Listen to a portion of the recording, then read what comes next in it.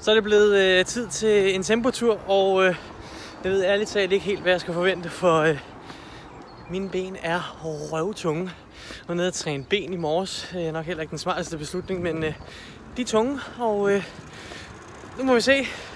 Enten så bliver den bidt op, men jeg kunne godt tænke mig 7 km i 3:30, men så prøver vi 3:45, og hvis det ikke går, så må vi bide den op. Det er hvad der kan ske.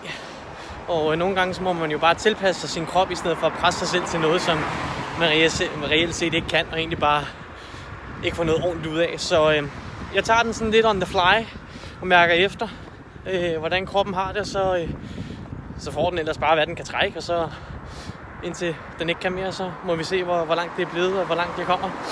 Så jeg tror bare, at jeg lægger telefonen om. Der kommer ikke til at være nogen opdateringer ud igennem nu, fordi det bliver rimelig hårdt, så jeg tænker ikke at filme noget som helst. Så jeg filmer egentlig bare, når jeg kommer tilbage, og kryds fingre, og jeg går gerne lige ned i kommentarfeltet og skriv, hvor langt I tror, jeg egentlig kommer, og hvor hurtigt jeg får løbet i. Og så ser vi, hvor tæt I er. Så ned i lommen med jer, og så ses vi i næste. Så er første halvleg færdig. Det blev 5 km i 3:29, så de sidste to, det var så i 3:38. Så faldt lidt af på de sidste to, men benene føltes utroligt tunge, som jeg også sagde, så det var fint at komme igennem. Jeg skal op. Jeg skal lige hente en taske, og så skal jeg ellers en tur over Rema 1000. Jeg mangler også stadig 5 km, så det passer fint. Der er min hoved der. Så jeg går lige ind og tager tasken, så løber jeg i Rema 1000 og handler. Og så tjekker vi lige ind igen. Så er vi afsted igen. Denne gang er det bare roligt, så omkring de der 4:45 stille og roligt. 1,7 km op.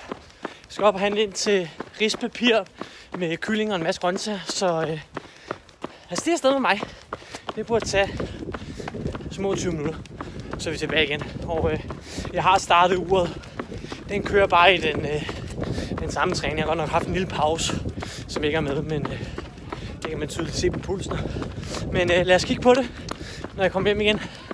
Hej. Så er vi hjemme igen, og jeg har lige fået sat kylling ind i ovnen, så det spiller. Så nu er jeg klar til at fortælle jer, hvad det er, jeg har løbet.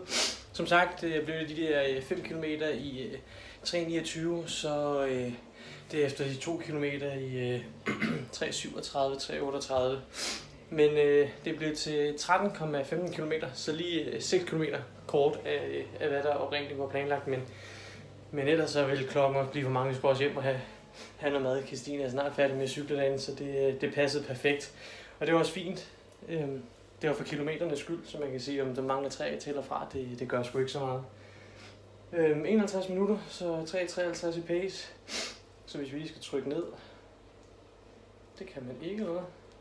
Det er altid svært at gøre med en hånd, når man står sådan og fumler. Ja, 3:53 i pace, 737 kalorier, og gennemsnitspuls 162, og der skal den jo nok ligge på sådan en tempotur her, når jeg har haft så mange kilometer i så høj pace.